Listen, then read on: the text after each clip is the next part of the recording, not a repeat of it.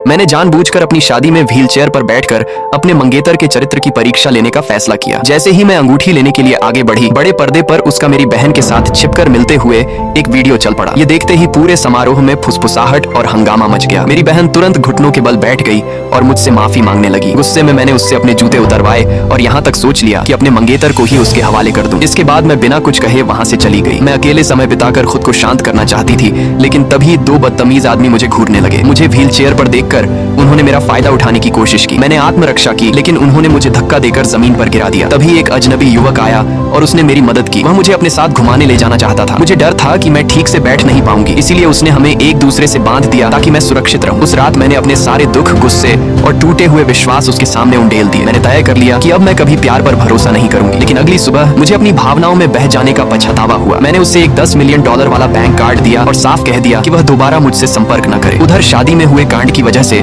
मेरी कंपनी को भारी नुकसान होने लगा। जब मैं दफ्तर पहुंची तो पत्रकारों ने मुझे घेर लिया। सब मेरी टूटी हुई सगाई के बारे में पूछ रहे थे। मैंने सार्वजनिक रूप से घोषणा कर दी कि सगाई खत्म हो चुकी है और मैं कभी पीछे मुड़कर नहीं देखूंगी। मगर मुझे यह नहीं पता था कि जिसने मेरी जान बचाई थी वह एक साधारण कार मैकेनिक था। बढ़ते विवाद और जनमत को शांत करने के लिए मैंने उससे अनुबंध के आधार पर शादी करने का फैसला कर लिया। कुछ समय बाद मेरा पूर्व मंगेतर अपने पिता और दादा को लेकर मेरे पास आया। वे भावनात्मक दबाव डालकर मुझसे उसे माफ करवाना चाहते थे। उन्होंने दया की भीख मांगी, सहानुभूति बटोरने की कोशिश की और यहाँ तक कि धमकियां भी दी। उनका कहना था कि यदि मैंने उसे माफ नहीं किया तो वह जीवन भर घुटनों के बल बैठा रहेगा। मेरा पूर्व मंगेतर मुझसे लिपट कर एक और मौका मांगने लगा। मैंने उसे बताया कि मैं अब शादीशुदा हूँ, लेकिन वह मानने को तैयार नहीं था। तभी मेरा पति सही समय पर वहाँ पहुँच गया। उसने अपनी मोटरसाइकिल से सबको वहाँ से हटाया और मुझे अपने साथ ले गया। लेकिन मेरा पूर्व मंगेतर अभी भी हार मानने वाला नहीं था। उसने मेरा अपहरण कर लिया और एक ऐसा रहस्य उजागर किया जो 10 साल से छिपा हुआ था। पता चला कि वर्षों पहले हुए एक हादसे में मैंने गलत व्यक्ति को अपना रक्षक समझ लिया था। वास्तव में मेरी जान बचाने वाला कोई और नहीं बल्कि मेरा वर्तमान पति था। उसी समय मेरे पति को